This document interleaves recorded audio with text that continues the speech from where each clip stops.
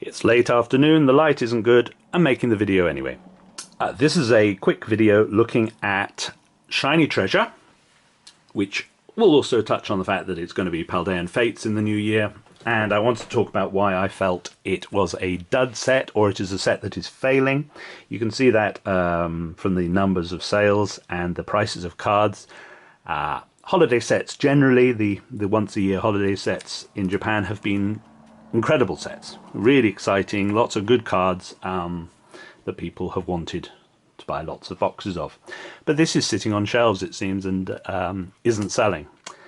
So why is that? Well, let's look at the various elements of what is in this set. So the main part of the set, well, the main part, it's technically the main part of the set, are cards that have already been out in Japan, but are getting a reprint. So we'll look at this one. This is Tairei Kitsu, Dukes Nova, and this is a card that in the last 12 months we've already had. The only difference being it has a different set number. Yes, I understand that the purpose of this, in theory, is to get cards out to people that they can play with. Obviously, Pokemon is a card game, and the card game side of it is important. But there's also the collecting side of it. So, is it appealing to have a card you've already just had quite recently, and you've got it again? Yeah, if you're a total collector like me who has had every print, but not really for most people. Okay, so what you've got here is the reverses. And this year they've chosen, they do something different every year. This year they've chosen this blocky sparkle pattern. It's not appealing enough, really. I mean, they really hit gold with the Pokeballs, the big Pokeballs in 151, and they did it in previous sets. But they've gone for this blocky sparkle. It's lazy, and I'm afraid lazy is the overall feel for this set. All right. Aside from that, it's an opportunity for, in Japanese, in Shiny Treasure, for cards such as this, the Pomot by Ghidorah, which they hadn't had this artwork previously because it was a pre-release in English, has now got a Japanese release. So there's that. Right. The next part of the set, the sort of highlights of the set, we are talking about art rares. Now they've really knocked it out of the park in the last couple of years with these alternate art rares and various illustration rares, character rares, etc. And they've given us so many, 12, is it? I think 12 most sets have had for the past few sets. And suddenly they've pulled back on that. So we've only got 4 in this special holiday set. And I've only got 2 of them. I've got this one and Arita's Mimikyu, which is in another file. Yep, there's a Palafin that people quite like. There's a Wugtria that you could easily forget. And there's just 4 of those, and they don't turn up in boxes very often. What else is in the set? What else have they thrown in there to get people to buy it? Well, they've given us shinies, and they know that people like shinies. In the games they like shinies. In the cards, not as much, really. And they've given us baby shinies. Now, they suffer from what I call the Ken Sugimori effect. And if you've noticed over the last 25 years, Ken Sugimori has done a lot of cards. He used to do an awful lot of cards back in the old days. It was some sets, such as Gym Challenge, Gym Heroes. They were nearly all Sugimori. And Ken's art is very good. It is the benchmark for what the character design is.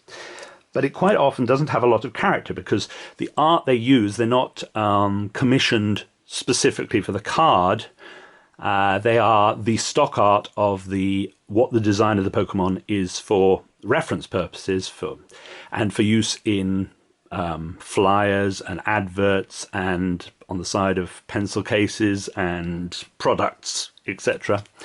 And it's all about the character, the Pokemon design, Very limited in the way it's lit or angled, and the backgrounds are stock art with no character whatsoever, and are therefore somewhat, I hate to say boring, because it is Ken's work and he is a very technically gifted artist at representing the Pokemon, because that's the brief, but they don't have a lot of character.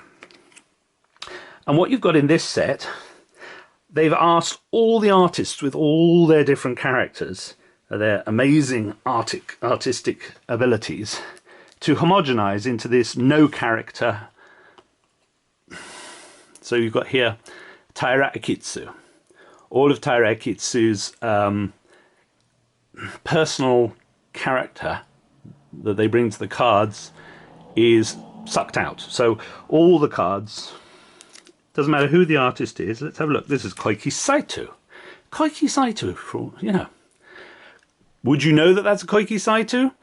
Well, if you got a really good eye for Koiki's work, you probably would. You'd say it's a very well done image. But really, it's taken out all of the things that we love about a particular artist's style, sucked it out of it, and left us with 130 or so of these things to collect if you want to try and be a completist in the set. Now, you're only getting 3 in a box, if that. Sometimes it's only 2, because one's often replaced with an art rare.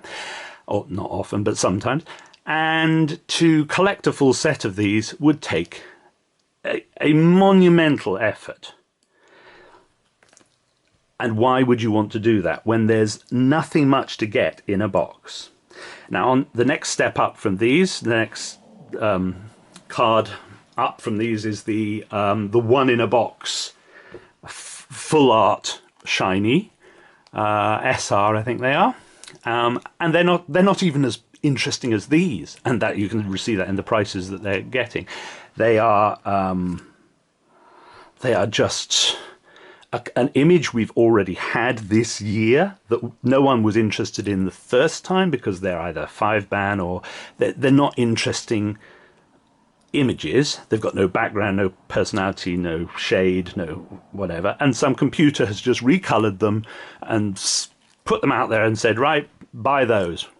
You wanted cards? Buy these cards. Well, I don't think people are very interested in that. You can see that in the price. You know, something like the Charizard is really cheap. It's like £20 or $20 or whatever. So that's the next tier up. There's what else have we got? Got the gold cards. They made this absolutely disastrous choice of coloration with a ill-looking green background with gold. Nobody wants those. They'd be interesting if they had good art, but they've just got generic, boring EX art on them. And then there's a few other cards that sort of, oh, I hope I get that in my box, because if I don't get that in my box is a dud. And we're talking things like the Iono, which is a nice looking card, but it's not that great. It's okay. There's the Clive, which is a very weird bit of chibi cartoony art, which I might at some point pick up simply because it's got this little guy in it. What else is there?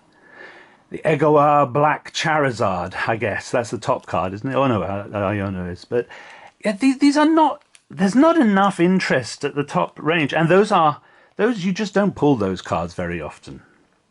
I mean, I think what exemplifies the tediousness of the set is that even if you get a God pack, oh, everyone wants a God pack, but what you get in a God pack of this set, you get a load of these things, and there just isn't anything.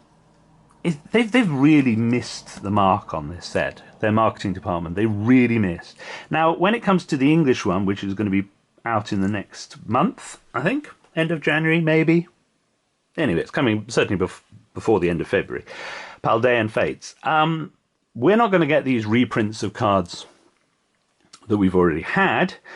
Instead, we get the effectively dross of things that have been cut out of various sets for time and space over the last year. So it's just the leftovers of not particularly interesting cards. There's a couple that I can think of. There's a nice camera. I mean, that's not really a selling point. But and we're going to get all these, and we're going to get whatever. So I think it's going to bomb. I think it's really going to bomb, like Champions Path level of bomb. They really fucked up. Sorry, shouldn't swear. They really messed up this release, and there are things about it that are nice enough. I mean, this is a cute little Pachirisu, but it's not cute enough. You know, it's not gonna. And if you start to lose people, if you get them off the hook, if the fish is off the hook, and they look at a set and think, it's bloated, it's boring, it's just not anywhere good enough that I want to actually buy it en masse, and you start to lose people and they drift from the hobby. So it's dangerous when they miss the mark so hard as they have with this set. There is a danger of losing people from the hobby in quite big numbers. And I think that's sad. So those are my thoughts. Maybe they're completely wrong, but that's my opinion. Why Shiny Treasure and Paldean Fates are a big miss and a mistake by the Pokemon Company. I hope somebody found that interesting. You can leave comments if you want, which is unlikely because I don't think anyone's going to watch this, but I don't care. Okay, bye.